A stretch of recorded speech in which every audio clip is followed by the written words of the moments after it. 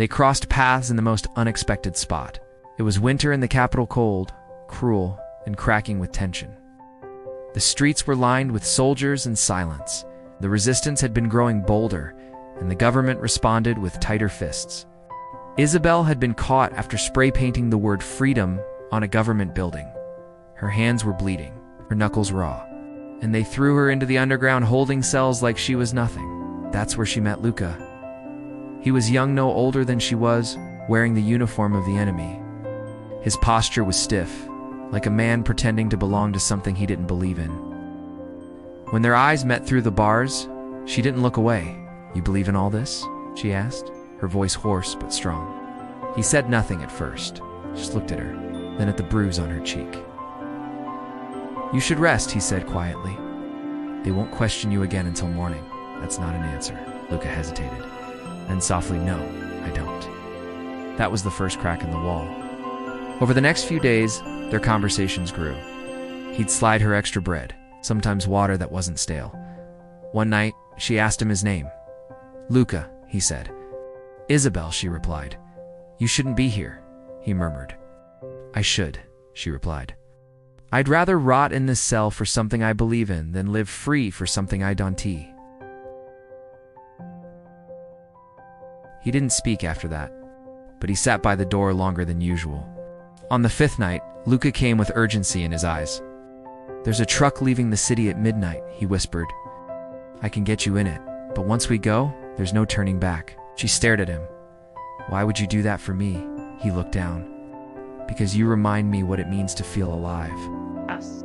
They ran, through broken streets and checkpoints, through nights filled with gunfire and hiding under floorboards. Days turned to weeks.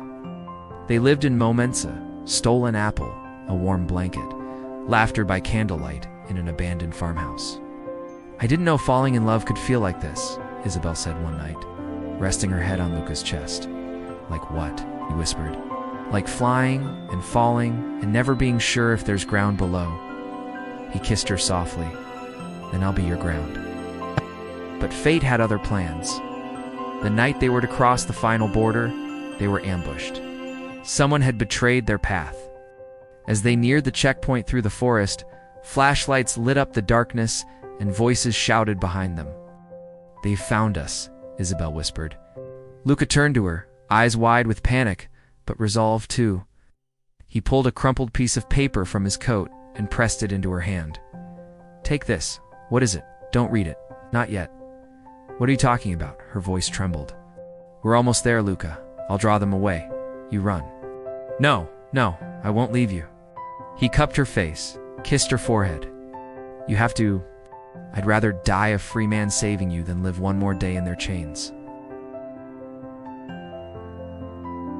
"Luca, please. I love you, Isabelle. That's the only truth I've ever known." "Now run." She did. Gunfire cracked through the trees behind her. She didn't turn around. She couldn't. She made it across the border. Alone, years passed. The war ended. The country began to heal. Isabelle became a writer, a teacher, a quiet voice of hope in a place learning to speak again. But she never forgot. She never let go of that crumpled letter, and she never opened it. It's not until the day her own body began to fail, many years later. Hands trembling, she unfolded the yellowed paper. The ink was smudged, but still legible. _ my dearest Isabelle. If you're holding this, it means I didn't make it. That's all right, because I loved you in the truest way a person can, with no hope of forever, but with every second I had. I hope you lived. I hope you loved again, even if it wasn't me. But if you didn't, if you held on to me all these years, then know this. I held on to you too, until the very end. Love always, Luca _. She folded the letter gently, tears streaming down her weathered cheeks. I never stopped, she whispered. And in the quiet of that morning, Isabelle passed away. The letter still clutched in her hand, heart finally still, but soul forever tied to the man she loved in a time when love was the only rebellion left.